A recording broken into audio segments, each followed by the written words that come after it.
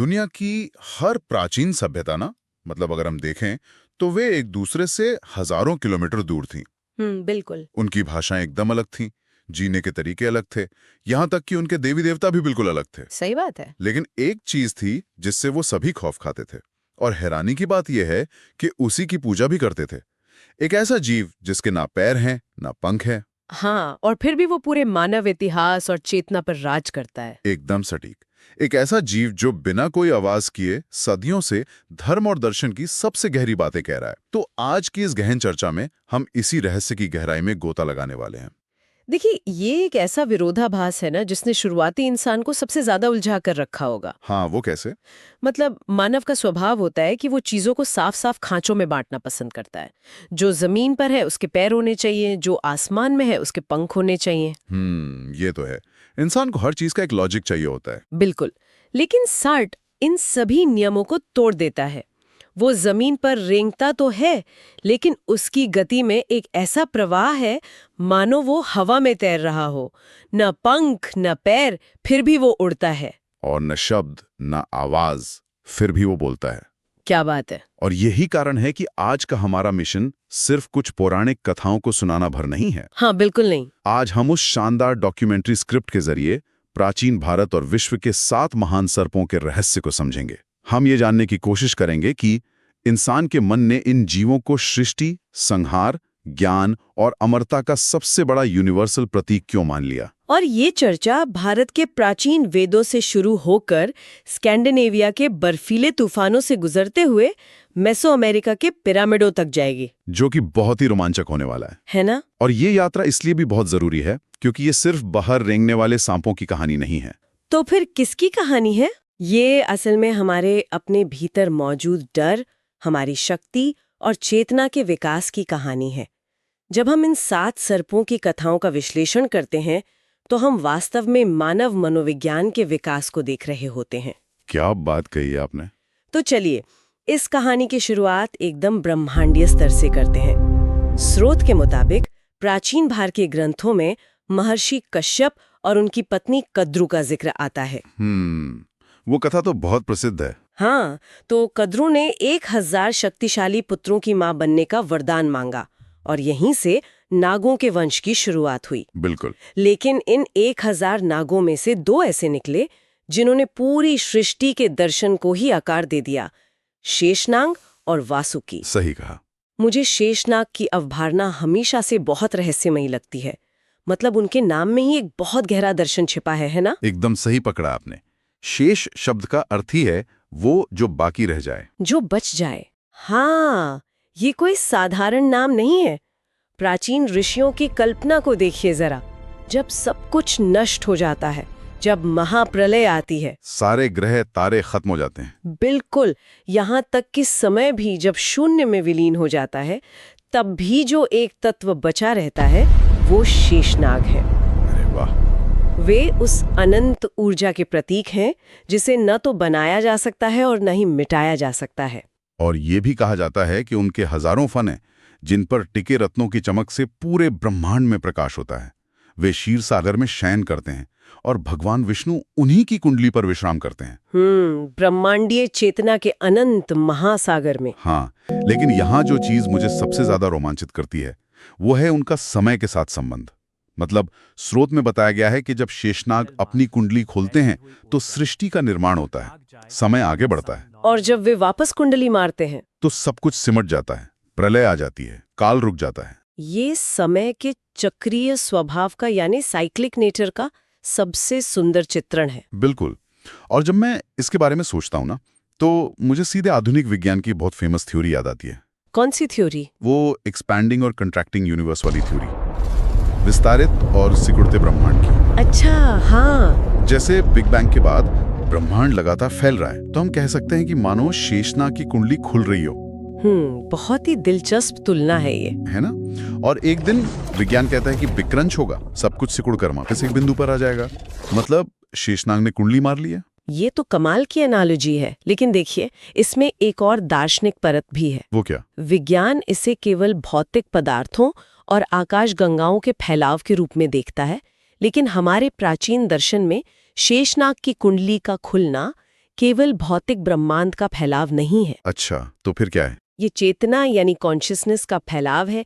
इसके अलावा श्रीमद् भगवद गीता में भगवान कृष्ण का एक बहुत ही सुंदर कथन है, अनंत चास्मी नागा नाम, जिसका अर्थ है कि नागों में मैं अनंत हूँ। बिल्कुल, नागों में मैं अनंत यानी शेष नाग हूँ, और त्रेता युग में यही शेष नाग लक्ष्मण के रूप में जन्म लेते हैं। हाँ, राम के छोटे भाई। जी, जो हमें सिखाते हैं कि परम सेवा ही परम शक्ति है।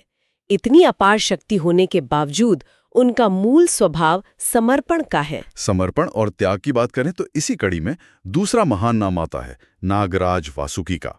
वासुकी के मस्तक पर नागमणि है, लेकिन उनकी सबसे बड़ी पहचान कुछ और है। भगवान शिव के गले का आभूषण होना। एकदम सही, शिव के गले में वे 3 बार लिपटे हुए हैं। और वो जो 3 कुंडलियां हैं ना, वे कोई संयोग नहीं है, वे भूत, वर्तमान और भविष्य की प्रतीक हैं। क्या बात है, मतलब तीनों काल। हाँ, शिव को महाकाल कहा जाता है। वे समय से परे हैं। वासुकी का उनके गले में लिपटे होना यह दर्शाता है कि समय की तीनों अवस्थाएं शिव के नियंत्रण में है। लेकिन वासुकी की कहानी का सबसे महत्वपूर्ण हिस्सा तो समुद्र मंथन है, जो कि मानव मनोविज्ञान का एक बहुत ही बड़ा रूपक है। बिल्कुल, जब देवता और दानव मिलकर क्षीर सागर को मथते हैं। हाँ, ताकि अमृत निकाला जा सके। मंदराचल पर्वत को मथानी बनाया जाता है, लेकिन यहाँ एक बहुत व्यावहारिक सवाल उठता है। कैसा सवाल? इतने विशाल पर्वत को मथने के लिए कोई साधारण रस्सी तो काम नहीं आ सकती थी। तब नागराज वासुकी खुद उस मथने वाली रस्सी की भूमिका निभाते हैं। पर यह सोचने वाली बात है कि एक सांप को ही रस्सी क्यों बनाया गया?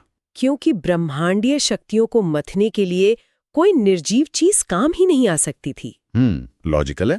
एक पर्वत को मथने के लिए एक जीवित, गतिशील और अपार ऊर्जा की आवश्यकता थी। एक ऐसी ऊर्जा जो दोनों तरफ के चरम तनाव को सह सके। देवता वासुकी की पूंछ पकड़ते हैं और दानव उनका मुख को सहने के लिए हमें अपनी ही कुंडलिनी, अपनी ही आदिम ऊर्जा को रस्सी बनाना पड़ता है। बाप रे, ये तो बहुत ही गहरा अर्थ है। और इस मंथन का परिणाम क्या होता है? वासुकी इस भयानक खिंचाव को सहते हैं और उनके मुख से हलाहल विष निकलता है। एक ऐसा विष जो पूरे ब्रह्मांड को भस्म कर सकता था। हाँ, तब शिव उस विष को पीकर अपने कंठ में रोक लेते हैं और नीलकंठ कहलाते हैं। यह घटना चीख चीख कर कहती है कि अगर आपको जीवन में अमृत चाहिए, चाहे वो ज्ञान हो या अमरता, तो पहले विष का सामना करना ही होगा। बिल्कुल, पहले आपको उस मंथन से निकलने वाले कष्ट और नकारात्मकता का सामना करना ही पड़ेगा। बिना विष को सहे कोई महान लक्ष्य प्राप्त नहीं होता। महान लक्ष्य के लिए महान त्याग जरूरी है। एकदम सही। और शिव का उस विष को गले में रोकना ये सिखाता है कि जीवन में आने वाले विष को, जैसे कि क्रोध या कटुता, उसे ना तो बाहर थूकना चाहिए क्योंकि वो दूसरों को नष्ट करेगा। हाँ, और न ही उसे निगलना चाहिए क्योंकि वो आपको अंदर से नष्ट कर देगा। तो फिर क्या करें? उसे बस अपने कंठ में रोककर बेअसर करना होता है। अद्भुत। खैर, ब्रह्मांड और समय की इन विशाल अवधारणाओं से अब हम थोड़ा जमीन पर आते हैं।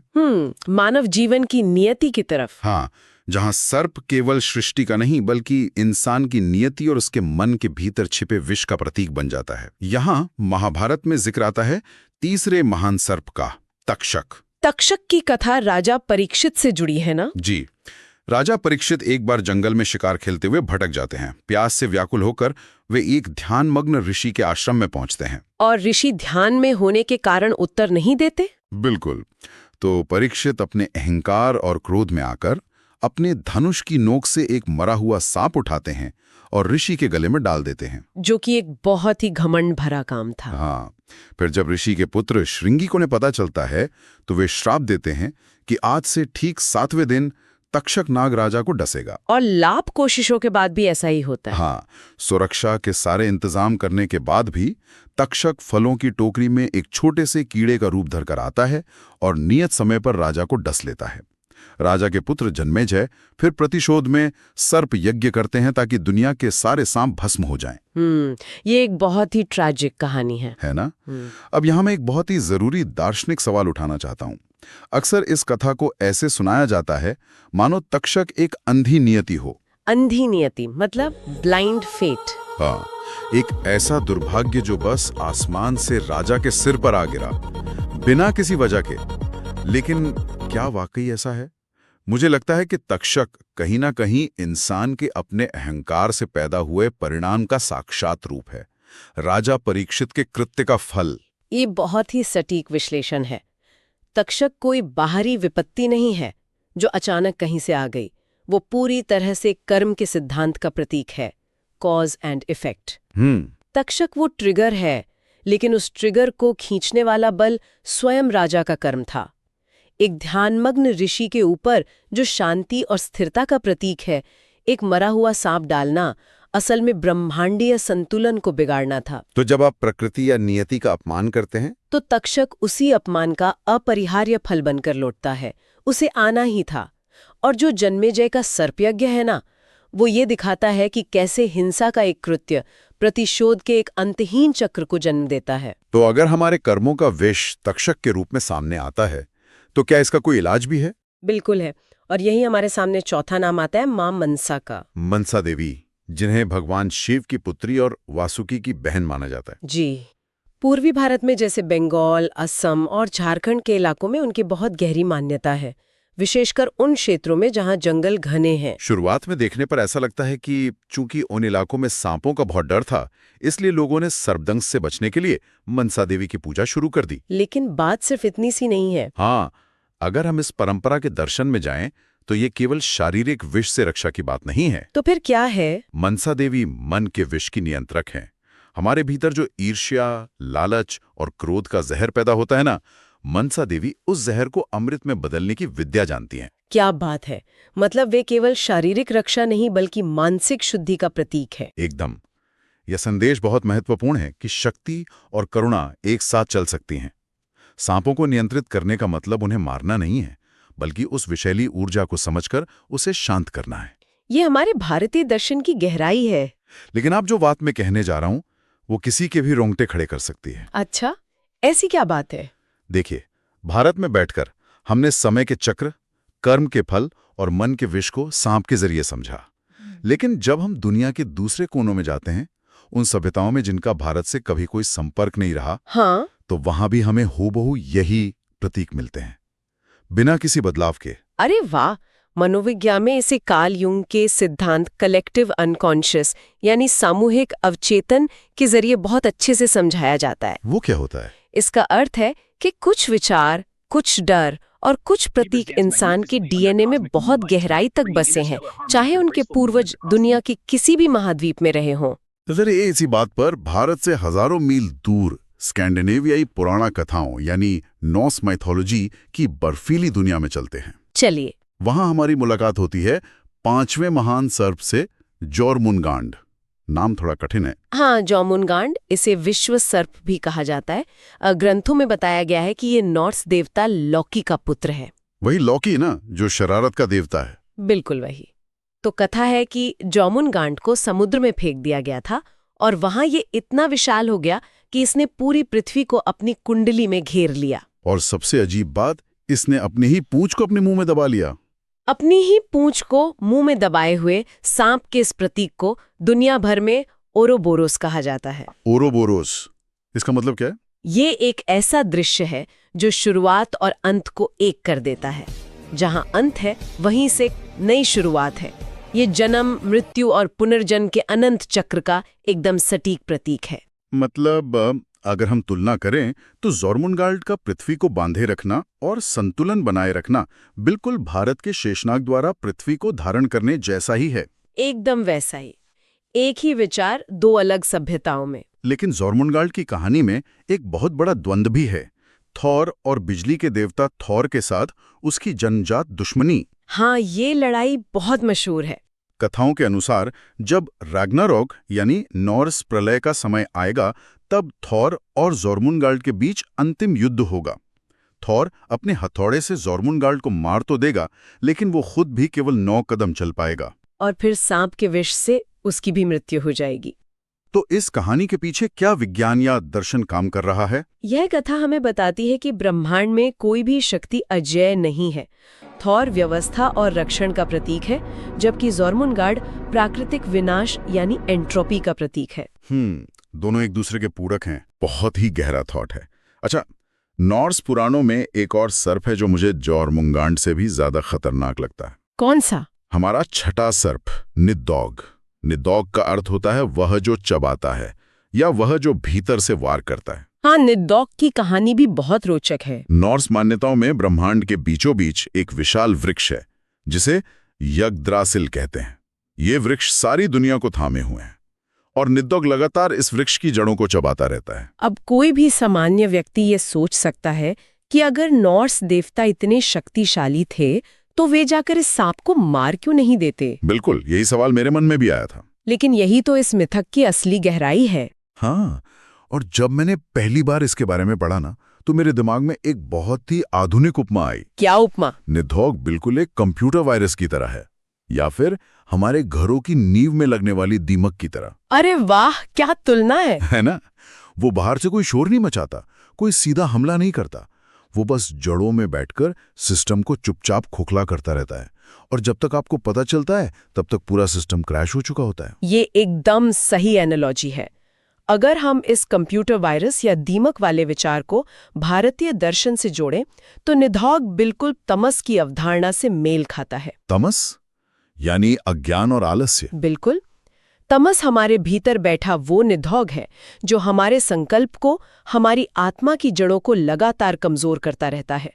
बुराई हमेशा हथियारों के साथ शोर मचाकर नहीं आती। कभी कभी वो आलस्य, शंका और अज्ञान के रूप में बहुत ही शांति से हमारी जड़ों को कुतरती रहती है।